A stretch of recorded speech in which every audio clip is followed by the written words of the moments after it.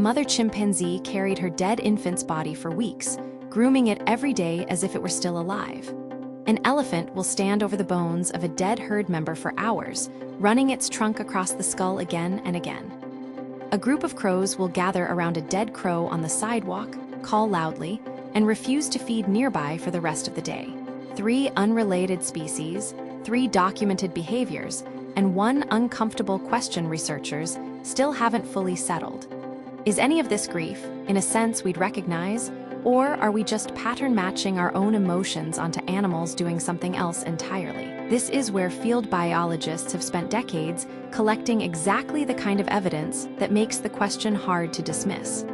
Follow along, because the answer is more careful and more interesting than a simple yes or no. Start with elephants, because they've been observed the longest, and because the pattern shows up across wildly different elephant populations, not just one famous herd. Researchers including Cynthia Moss, who has tracked Ambosli elephant families in Kenya since the 1970s, have documented what's now called elephant death ritual behavior across dozens of separate cases spanning decades of field notes. When an elephant dies, nearby herd members often approach the body, touch it gently with their trunks and feet, and go quiet movements field researchers describe as unusually slow and deliberate compared to normal herd activity. Almost the opposite of how elephants move around ordinary carcasses of other species, which they largely ignore.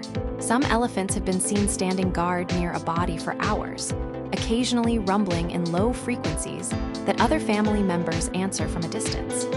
Calves have been observed staying unusually close to their mothers in the days immediately following a herd death.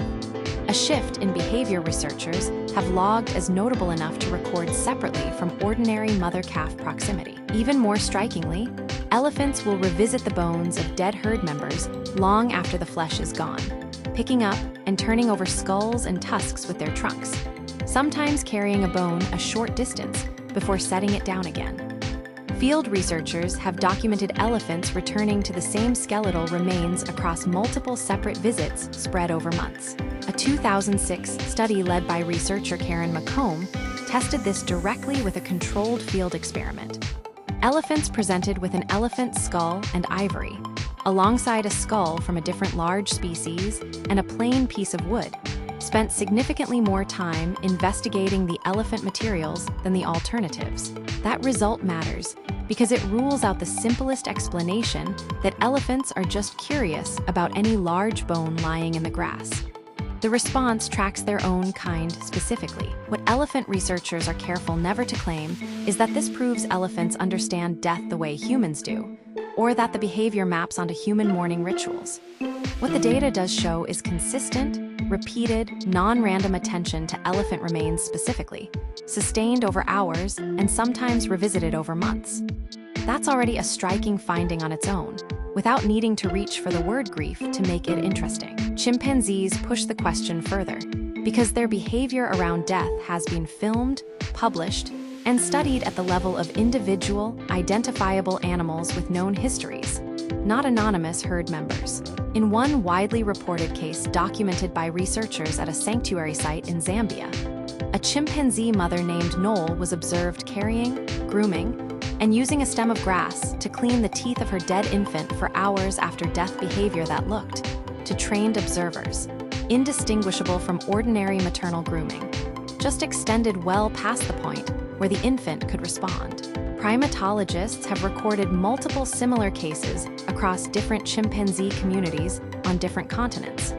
Mothers carrying dead infants for days, in some documented instances for several weeks, even as the body visibly changed, and other group members largely lost interest in it. In several of these cases, the mother continued normal group activities feeding, traveling with the group while still carrying the body, suggesting the behavior wasn't distress so much as an attachment routine running past its usual endpoint. Researchers studying these cases, including work published by James Anderson and colleagues, describe it carefully as an extension of maternal attachment and caregiving behavior that simply hasn't been switched off by the infant's death.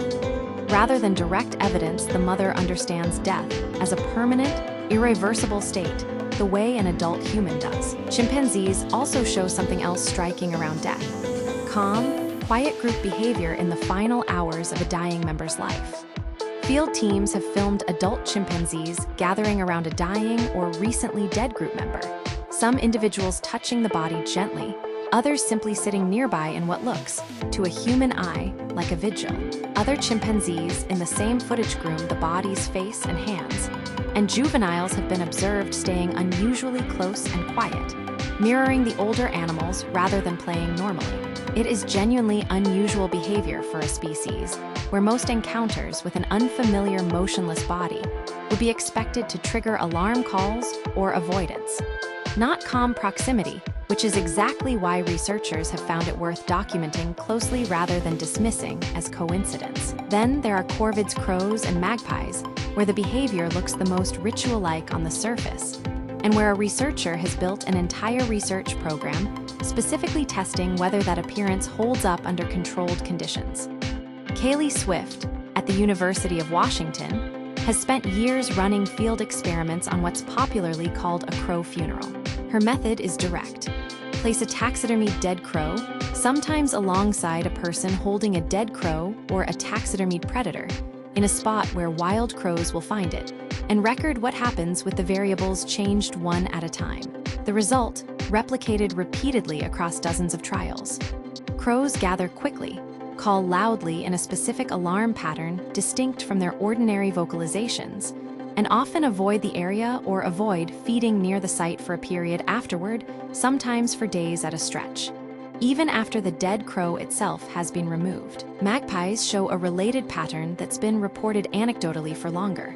Going back to naturalist observations of magpies gathering around a dead magpie, calling, and then dispersing behavior early writers were quick to label a funeral, long before anyone tested it rigorously. Here's where Swift's work draws the line the channel exists to draw.